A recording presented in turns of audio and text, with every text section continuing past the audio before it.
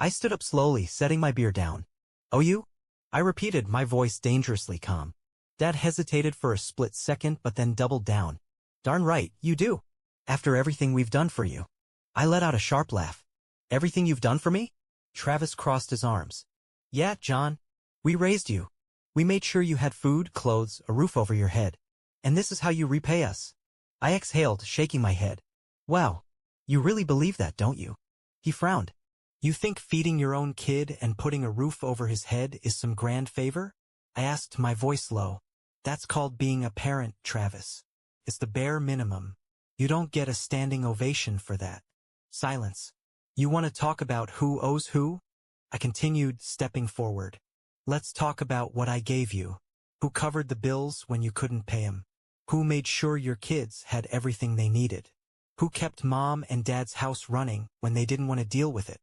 Travis looked away. You took everything from me? I said, voice cold. And the one time I say no, suddenly I'm the villain? Dad exhaled sharply. John, son, you're making this bigger than it needs to be.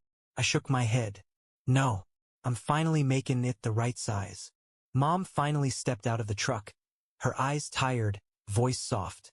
Sweetheart, please. We don't want this to be the way things are. I turned to her. You don't want this?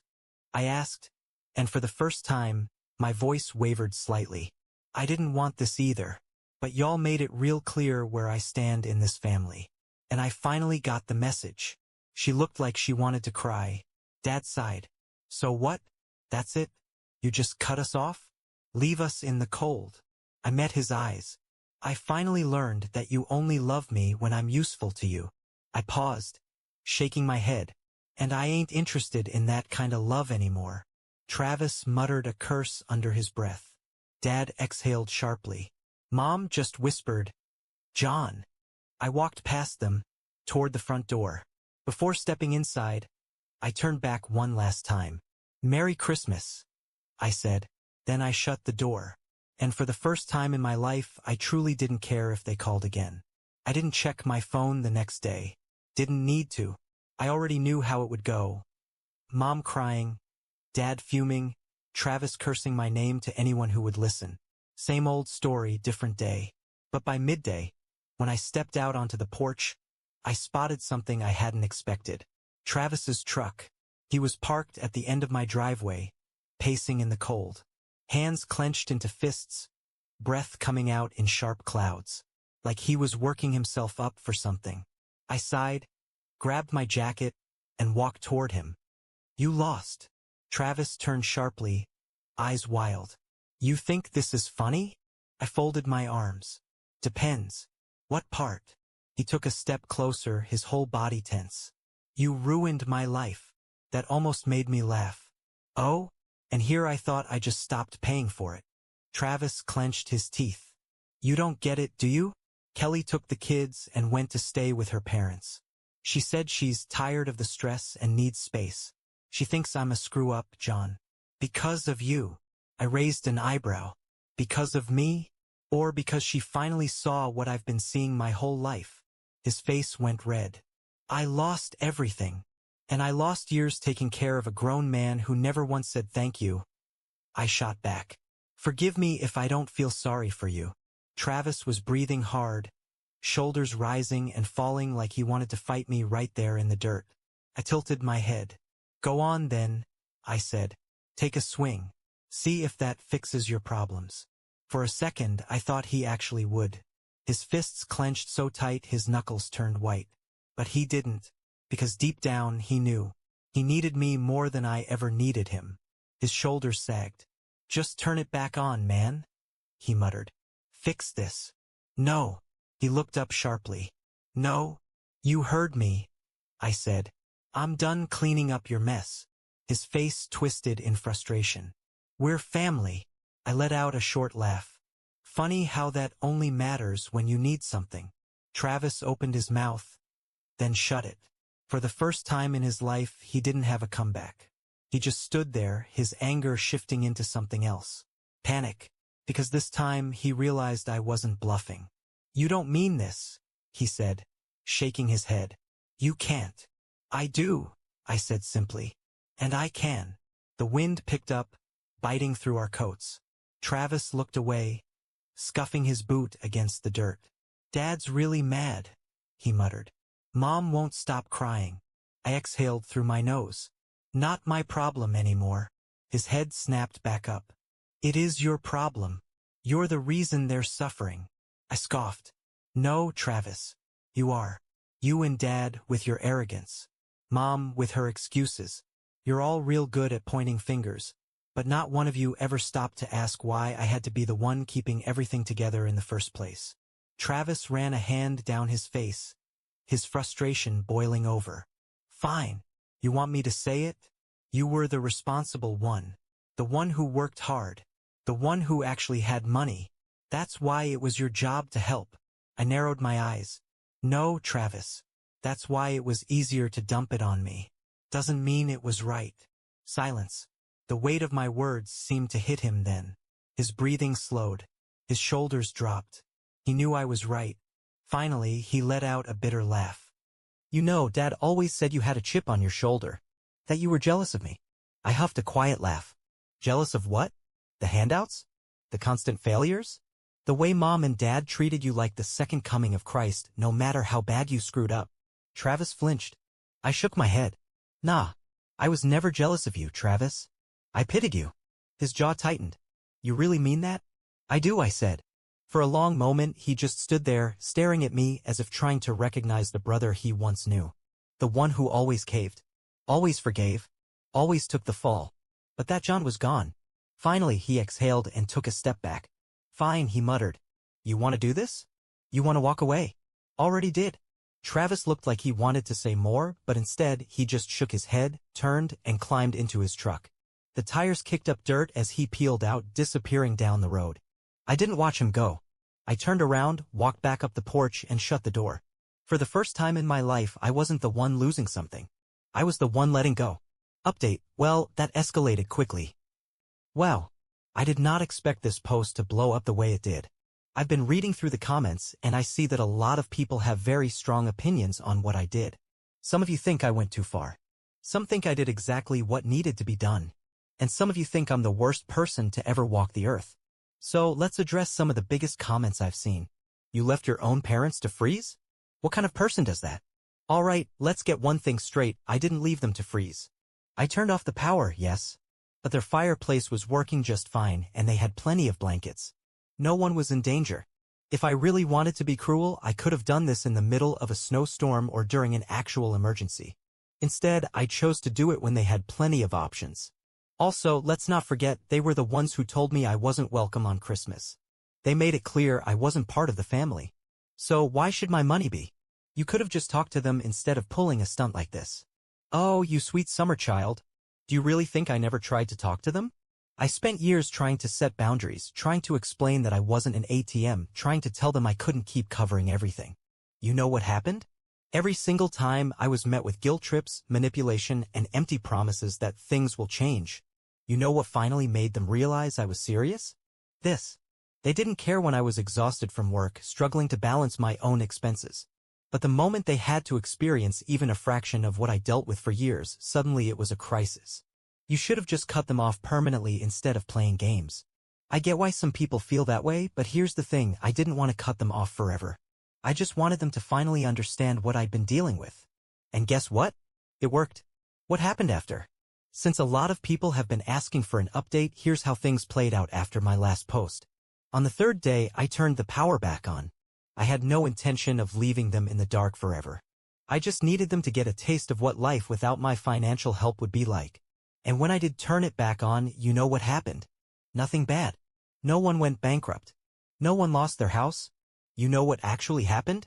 They simply adjusted. Turns out, my parents did have enough money to cover the bills, they just didn't want to. They had been using my money to afford luxuries while letting me handle the boring essentials like heating and electricity. Once they realized I wasn't going to be their safety net anymore, they simply started living within their means. They still had a nice house. They still had food on the table. The only difference? They weren't living off of me anymore. And here's the kicker, after about a month, my parents actually apologized. Mom called me and admitted that they had taken me for granted. That they had let Travis influence them too much. that they had been wrong. And honestly, that meant the world to me. For the first time in years, it felt like they actually saw me as more than just a wallet. But did it last? Now here's the part where you all get to place your bets. Because after a few months of peace, guess what started happening? The calls. The little comments. "Oh John, we're just a little short this month. Could you cover the water bill? Just this once." At first, I ignored it. Then, when it didn't stop, I reminded them what happened the last time they tried to treat me like an ATM. They backed off. For now. So, what do you all think? Will history repeat itself? Or did they actually learn their lesson? Place your bets, Reddit.